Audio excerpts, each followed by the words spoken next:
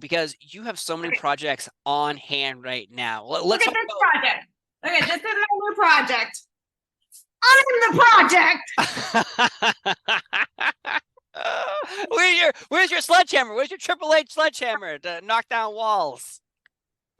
Sledgehammer, did I ever tell you the story about my wand and how I wanted it to be like Triple H's sledgehammer?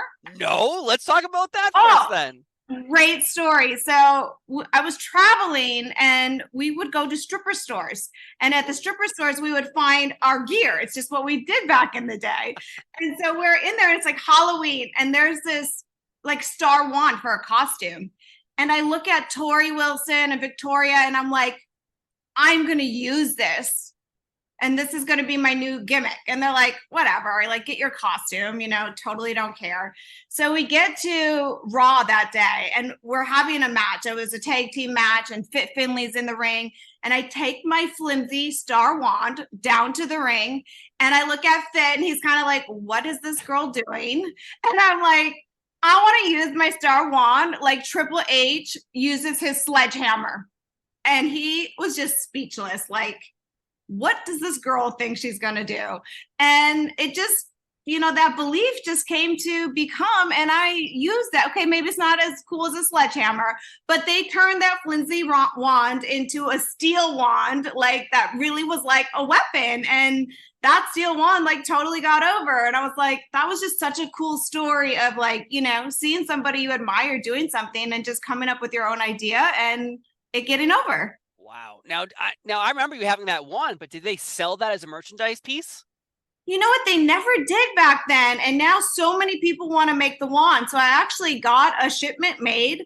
And it's actually kind of one of the coolest things. It was funny because years later, I was backstage and Fit Finley came up to me and he said, do you have any of those star wands? And I was like, really confused because obviously it was kind of funny to him back then. Yeah. And he said, all his daughter kept asking him for years was for a star wand for me. And I was like, yeah, I got you. My God, why not? I wonder why they weren't selling those. They did not see money in women wrestlers, maybe at the time, divas. I don't know. That's weird. That's because it seems like really wasn't that money put into us women wrestlers back then. Maybe it was put into Trish Stratus a little bit, Lita a little bit, maybe the top two of the time. But even for people, say like Tori Wilson and Victoria, people who, really paved the way and made a huge impact, there wasn't even t-shirts for them. There'd be a Divas t-shirt with all of us on it, maybe. We're lucky if that was, kind of part of the thing. Being on the video game was always a huge thing, but having individual merchandise back then, it wasn't a thing for us. Interesting, because you bring up Trish, you bring up Lita, even Victoria. They had merchandise for them. They had shirts, but they were, they were sometimes labeled with other people, but always they had their own. Was there a point of like contention of being like, well, hello, I have this wand.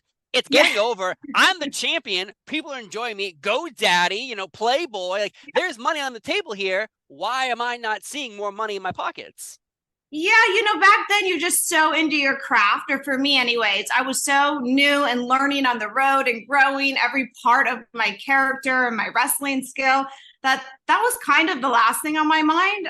Obviously, we needed to make money to put food on the table and all of that stuff, but it wasn't ever a priority, I don't think, for any of us. We just loved what we did and we worked hard to do that. And nowadays you see it on such a different level and a grander scale. And then you're like, oh yeah, I should have had this, or I should have done this, or, all the should haves. But, that's part of just kind of paving the way.